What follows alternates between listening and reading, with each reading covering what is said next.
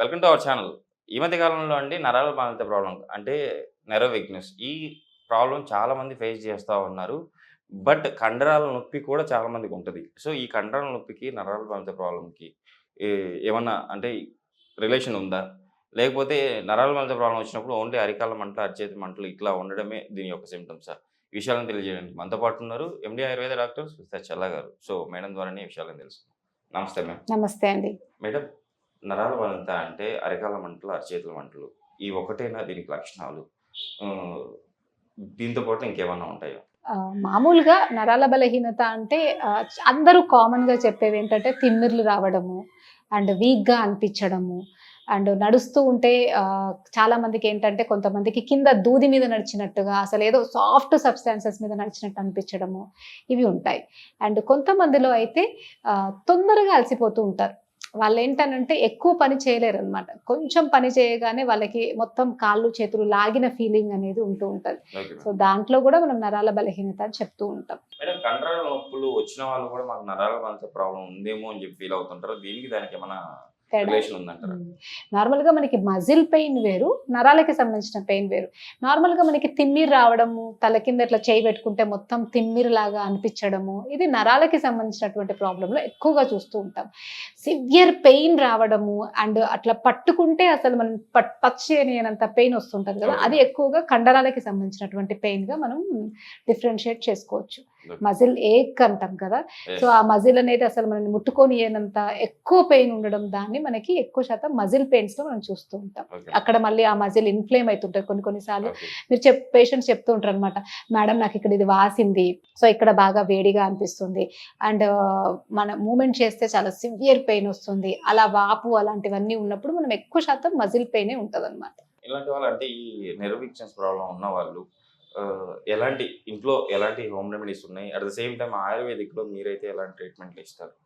మామూలుగా ఆయుర్వేదిక్‌లో నరాలని మనము వాతం కింద తీసుకుంటాం. అంటే నరాలకి సంబంధించినటువంటి ఫార్మేషన్ కావచ్చు, నరాలకి సంబంధించిన ప్రాబ్లమ్స్ కావచ్చు, దీంట్లో మనం వాతాన్ని ట్రీట్ చేస్తే దానికి సంబంధించిన సమస్యలన్నీ పోతాయి. అయితే ఓకే. ఆయుర్వేదిక్‌లో వాతాన్ని ట్రీట్ చేయడానికి ఆయిల్ ది బెస్ట్ అంటారు. అందుకే మనం ఆయుర్వేదంలో నరాల సంబంధిత సమస్యలు వచ్చిన వాళ్ళందరికీ కూడా ఆయిల్‌తో ధారా ట్రీట్మెంట్స్ చేయడము, అండ్ ఆయిల్‌తో మసాజ్ చేయడము, ఇంటర్నల్‌గా కూడా ఆయిల్ తీసుకోమనడము. ఓకే. చాలా మందికి మీరు చూస్తూ ఉంటారు. ఇప్పుడు నేను కంటి డాక్టర్ కాబట్టి కంటికి సంబంధించిన నరాల ప్రాబ్లమ్స్ ఏంటంటే ఆప్టిక్ నర్వ్ మొత్తానికి ఎండిపోతది. దాన్ని ఆప్టిక్ ఎట్రోపీ అంటామనమాట. Okay ma'am. సో, అండ్ రెటినాకి సంబంధించినటువంటి కొన్ని రకాల నర్వ్ ప్రాబ్లమ్స్‌లో లైక్ గ్లకోమా అట్లాంటి కండిషన్స్‌లో, అండ్ మెడకి సంబంధించి చూసుకుంటే సర్వైకల్ స్పాండిలోసిస్ వాటన్ని అండ్ లుంబార్ స్పాండిలోసిస్, అండ్ ఇవన్నీ కూడా ఏంటి అనంటే నర్వ్ షీత్ అనేది కొంత డ్యామేజ్ అవ్వడము, ఎంఎన్‌డి డిసీజెస్, వీటన్నిటిలో కూడా నరాలకి సంబంధించిన మైలిన్ షీత్ అనేది పాడైపోవడం వల్ల వాళ్ళకి ఆ పర్టిక్యులర్ పని చేయలేకపోవడం. అంటే ఇప్పుడు సర్వైకల్ స్పాండిలోసిస్‌లో వాళ్ళకి అక్కడ ఉన్నటువంటి మెడకి సంబంధించిన నరాలు నొక్కుకుపోవడం వల్ల మెడ, చేతులు అన్నీ కూడా వీక్ అయిపోయి సరిగ్గా పని చేయలేకపోవడం.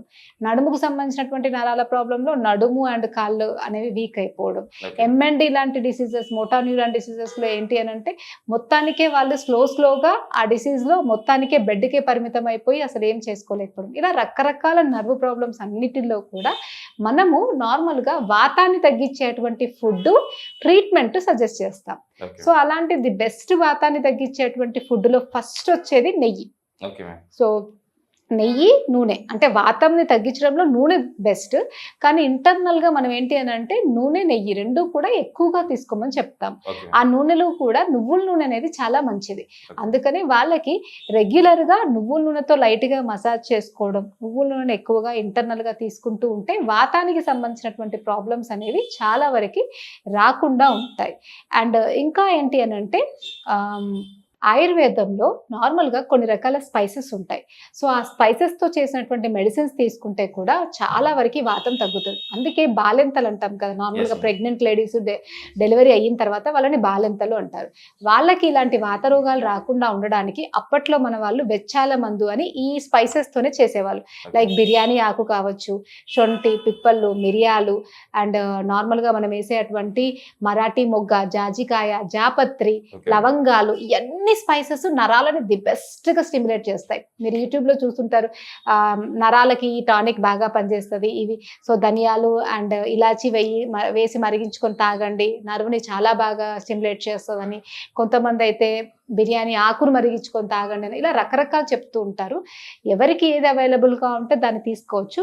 కానీ నరాలు మంచిగా స్ట్రాంగ్గా పనిచేయాలి అని అంటే మన రోజువారీ ఆహారంలో డెఫినెట్గా మనం కొన్ని స్పైసెస్ యాడ్ చేసుకోవాలి. Okay madam. దాంట్లో బెస్ట్ అంటే ఇప్పుడు నేను ఇన్ని చెప్పాను కదా, దాల్చిన చెక్క, లవంగాలు, బిర్యానీ ఆకు, జాజికాయ, జాపత్రి అండ్ మరాఠీ మొగ్గ, ఇలాచి, జీలకర్ర, సోంపు, ఇవన్నీ కూడా గసగసాలు అండ్ ఇవన్నీ కూడా మనకి స్పైసెసే. ఇంకా చాలా ఉంటాయి స్పైసెస్. వీటిల్లో మనం 4 ఎక్కువగా ఫుడ్లో వాడుకోమని చెప్తాం. అవేంటి అంటే దాల్చిన చెక్క, ఇదేమంటారు ఇలాచి అండ్ బిర్యానీ ఆకు. ఈ మూడింటిని రెగ్యులర్గా మీరు నార్మల్గా గ్రేవీ కర్రీస్ వండుతారు కదా, Yes, వీటిని మళ్ళీ ఆయిల్లో వేసి ఫ్రై చేయొద్దు. కొంచెం మనం వాటర్ వేసి ఉడికిచ్చే కర్రీస్ ఉంటాయి కదా, దాంట్లో ఈ మూడింటిని కలిపి పెట్టుకున్న పౌడర్ వేసి మీరు కర్రీ చేసుకున్నట్టయితే నరాలకి సంబంధించినటువంటి ప్రాబ్లమ్స్ చాలా వరకు మీకు రాకుండా ఉంటాయి. మేడం, ఇన్ కేస్ డయాబెటిక్ పేషెంట్లకు కూడా ఈ అరకాల మంటలు ఇట్లాంటివి వస్తూ ఉంటాయి. ఇన్ కేస్ అలాంటి వాళ్ళు ఈ నెర్వ్ ప్రాబ్లం ఉన్న వాళ్ళు, నెర్వ్ వీక్నెస్ ఉన్న వాళ్ళు మీ దగ్గరికి వస్తే ఆయుర్వేదంలో మీరు ఎలాంటి ట్రీట్మెంట్ ఇస్తారు? డయాబెటిక్ వాళ్ళకి వచ్చేదాన్ని డయాబెటిక్ న్యూరోపతి అంటూ ఉంటాం.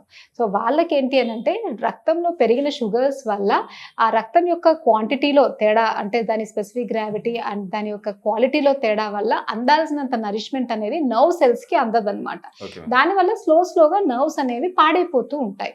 సో ఆ కండిషన్లో మనం ఏంటి అంటే స్పెసిఫిక్గా రక్తం యొక్క క్వాలిటీ, నార్మల్గా ఏంటంటే క్వాలిటీని, దాని యొక్క గుణాలను మనం పెంచడానికి లైక్ నిశాంబ్లకి చూర్ణము, ఓకే. హరిద్రాది వటి, వాసాగుడుచ్చాది కషాయము, రజనీ పటోలియాది కషాయం, అలా కొన్ని రకాల స్పెసిఫిక్ కషాయ చూర్ణాలు, టాబ్లెట్స్ ఉంటాయన్నమాట.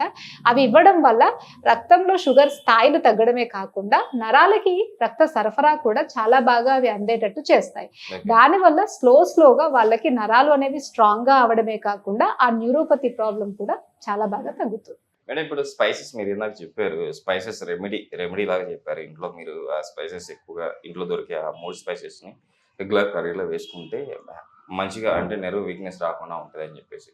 ఎక్కువగా తీసుకున్నా కూడా ప్రాబ్లమే కదా మేడం స్పైసెస్. సో ఎంత క్వాంటిటీలో తీసుకోవాలి అంటారు? నార్మల్గా మనం సెంట్ ఎంత స్ప్రే చేసుకుంటామండి, మొత్తం బాటిల్ అంతా స్ప్రే చేసుకోం కదా, జస్ట్ ఒక పఫ్ కొంచెం. అలాగే స్పైసెస్ కూడా అంతే, జస్ట్ ఫుడ్ అవుతూ ఉన్నప్పుడు ఒక 3 చిటికలు అట్లా వేస్తే ఆ ఫుడ్కి అంతా కావాల్సినటువంటి నరిష్మెంట్ మనకి మంచిగా అందుతుంది. స్పైసెస్ కూడా మన హెల్త్కి బాగా ఉపయోగపడతాయి. ఓకే. స్పైసెస్ అనేవి ఎక్కువగా వాడినట్టయితే గ్యాస్ట్రిక్ ప్రాబ్లమ్, అసిడిటీస్, బ్లోటింగ్ ఇవన్నీ వచ్చే ఛాన్సెస్ ఉంటాయి. కాబట్టి మినిమం జస్ట్ ఒక ½ kg కర్రీ వండుకుంటున్నారంటే ఒక 3-4 చిటికలు వేస్తే సరిపోతుంది.